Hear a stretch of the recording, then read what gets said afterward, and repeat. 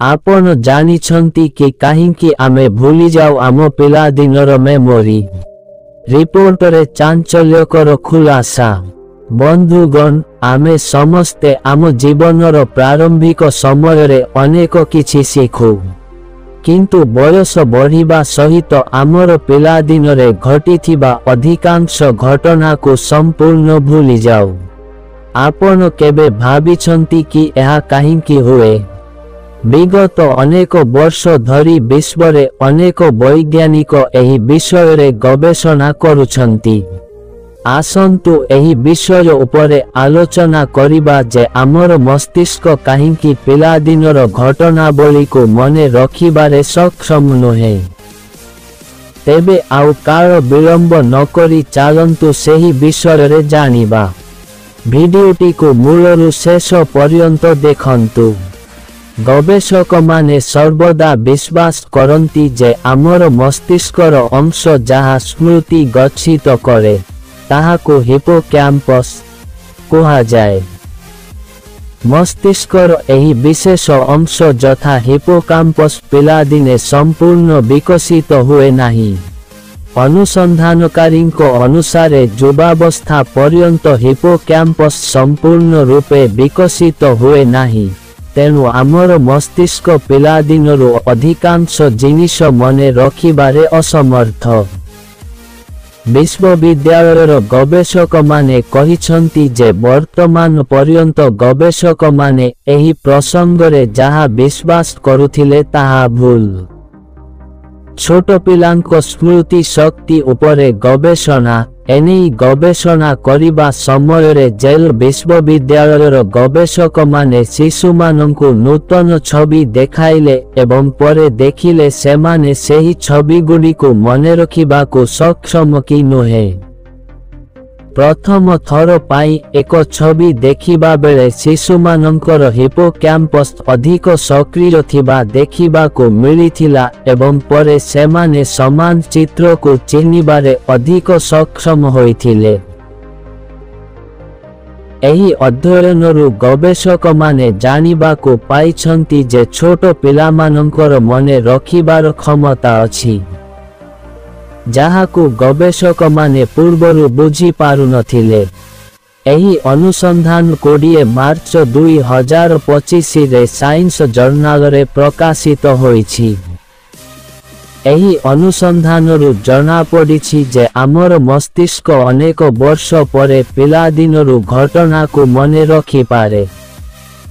एहा परे अनुसंधानकारी माने जानिबा को चेष्टा करुछंती जे जदि छोट पिलामानंकर हिपोकैम्पस अधिक सक्रिय होई जाए तेबे पिलादिने सेमानंक द्वारा गच्छित स्मृति समय सहित केउंठाकु जाए एवं सेमानंक सहित कौन हुए।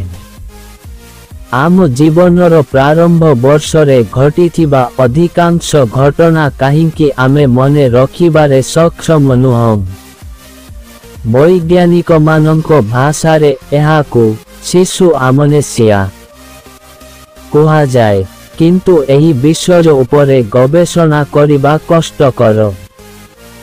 जेल विश्वविद्यालयर मनोविज्ञान प्रोफेसर रोबोटी साई इन्स्टिट्यूट रो निर्देशक तथा अध्ययनर मुख्य लेखक निक तुर्क ब्राउन कहिछंती, आमे एही स्मृति गुडी को एपिसोडिक स्मृति बोली कही थाउ।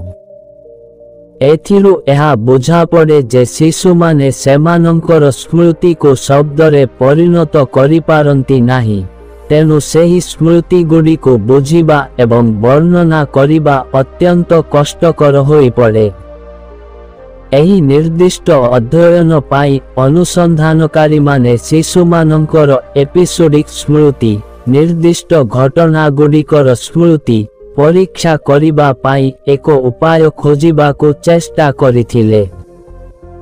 अध्ययन दल त्रिस्टान जेटसंग नेतृत्वरे थिले, जे सेही समय रे स्नातक छात्र थिले एवं वर्तमान कोलंबिया विश्वविद्यालय रे पोस्ट डॉक्टरल गवेषक अटंती। से एक स्वतंत्र पद्धति ग्रहण करिथिले जेउंथिरे 4 मासरु 2 वर्ष बयसर छोट पिलामानंकु एक नूतन चेहरा ବସ୍ତୁ କିମ୍ବା ଦୃଶ୍ୟର ଚିତ୍ର ଦେଖାଯାଇଥିଲା। ଏହାପରେ ଯେତେବେଳେ ପିଲାମାନେ ଆଉ କିଛି ଚିତ୍ର ଦେଖିଲେ ଅନୁସନ୍ଧାନକାରୀମାନେ ଏକ ନୂତନ ଚିତ୍ର ସହିତ ପୂର୍ବରୁ ଦେଖାଯାଇଥିବା ଚିତ୍ର ଦେଖାଇଲେ। ସେତେବେଳେ ଶିଶୁଙ୍କ ପ୍ରତିକ୍ରିୟା ପୂର୍ବରୁ ଦେଖିଥିବା ଫଟୋ ପ୍ରତି ଅଧିକ ଦେଖିବାକୁ ମିଳିଥିଲା। ଏହାର ଅର୍ଥ ସେମାନେ ପୂର୍ବରୁ ଦେଖିଥିବା ଚେହେରା, ଫଟୋ ଆଦିକୁ ଚିହ୍ନି ପାରନ୍ତି। ପିଲାଙ୍କଠାରେ ବଡ଼ମାନଙ୍କ ପରି ସ୍ମୃତିକୁ ଗଚ୍ଛିତ ରଖିବାର କ୍ଷମତା। ଏକ ନୂଆ ଅଧ୍ୟୟନରେ ଗବେଷକ ଦଳ ଗତ 10 ବର୍ଷରେ ଏକ ନୂଆ ପଦ୍ଧତି ବିକଶିତ କରିଛନ୍ତି, ଯେଉଁ କାରଣରୁ ଚେଇଁଥିବା ଶିଶୁଙ୍କ ରେଜୋନାନ୍ସ ଇମେଜିଂ କରିବା ସମ୍ଭବ ହୋଇଥିଲା। ଏହି ଅଧ୍ୟୟନରେ ଶିଶୁଙ୍କୁ ପୁରୁଣା ଫଟୋ ସହିତ ନୂଆ ଫଟୋ ଦେଖାଯାଇଥିଲା ଓ ସେମାନଙ୍କ ହିପୋକ୍ୟାମ୍ପସର ଗତିବିଧିକୁ ମପା ଯାଇଥିଲା।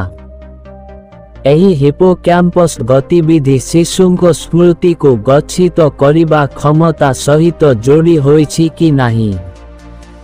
ଏହି ପ୍ରକ୍ରିୟାରେ ରିସର୍ଚ୍ଚର ଜାଣିବାକୁ ପାଇଥିଲେ ଯେ ଯେତେବେଳେ ଶିଶୁ ଏକ ନୂଆ ଫଟୋ ଦେଖୁଛି ଓ ତାର ହିପୋକ୍ୟାମ୍ପସରେ ଗତିବିଧି ପରିଲକ୍ଷିତ ହେଉଛି, ପରବର୍ତ୍ତୀ ସେହି ଫଟୋକୁ ଶିଶୁଟି ଅଧିକ ସମୟ ପର୍ଯ୍ୟନ୍ତ ଦେଖୁଛି।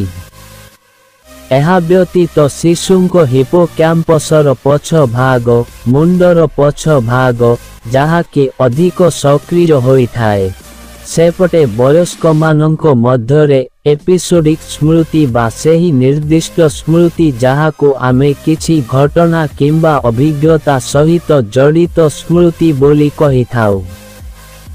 ଏହାର ଅର୍ଥ ହେଉଛି ଛୋଟ ପିଲାଙ୍କ ମନରେ ସ୍ମୃତି ସୃଷ୍ଟି ହୁଏ ଯଥା ଶିଶୁ ସେମାନଙ୍କର ମସ୍ତିଷ୍କ ମଧ୍ୟ ସ୍ମୃତି ଗଚ୍ଛିତ କରିବାକୁ ପ୍ରସ୍ତୁତ। ଶିଶୁମାନଙ୍କର ମସ୍ତିଷ୍କ ମଧ୍ୟ ସମାନ ଢଙ୍ଗରେ କାମ କରେ ଯେପରି ବୟସ୍କମାନଙ୍କ ମସ୍ତିଷ୍କ ସେମାନଙ୍କର ସ୍ମୃତି ରକ୍ଷା କରିବାରେ ସକ୍ଷମ ହୋଇଥାଏ। କିନ୍ତୁ ହିପୋକ୍ୟାମ୍ପସ୍ ସମ୍ପୂର୍ଣ୍ଣ ରୂପେ ବିକଶିତ ହୋଇନଥିବାରୁ ସେମାନେ ସ୍ମୃତିକୁ ବଡ଼ମାନଙ୍କ ପରି ଗଚ୍ଛିତ କରି ରଖିପାରନ୍ତି ନାହିଁ। ବନ୍ଧୁଗଣ, ଭିଡିଓଟି ଭଲ ଲାଗିଲେ ଭିଡିଓକୁ ଗୋଟିଏ ଲାଇକ୍ ଏବଂ ଆମର ସତ୍ୟ ଗାଇଡର ୟୁଟ୍ୟୁବ୍ ଚ୍ୟାନେଲକୁ ସବସ୍କ୍ରାଇବ୍ କରିବାକୁ ଭୁଲିବେନି। ଧନ୍ୟବାଦ। ଜୟ ଶ୍ରୀକୃଷ୍ଣ।